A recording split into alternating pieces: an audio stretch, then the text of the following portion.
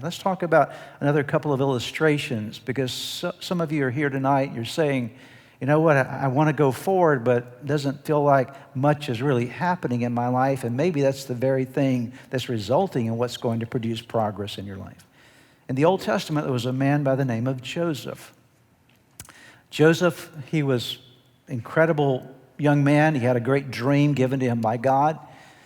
His father loved him dearly, and his brothers were very jealous of him, and so his brothers made a plan to destroy him, and finally they decided, instead of killing Joseph, what we'll do is we'll sell him into slavery. We'll tell Dad that he's dead. We'll give all the evidence that Joseph is dead, but we'll sell him into slavery. And they sold him down into Egyptian slavery, where he ended up at the house of a man by the name of Potiphar.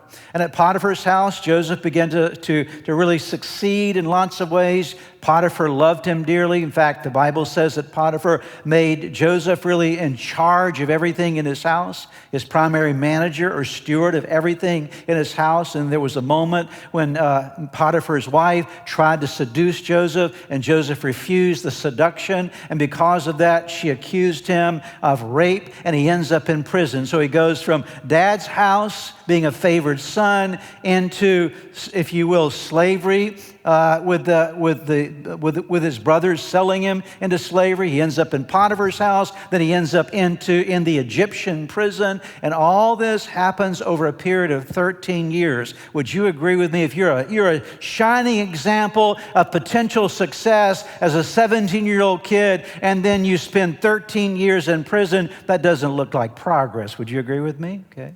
But you know what was happening during those 13 years? During those 13 years, God was working inside of Joseph. He was forming his character.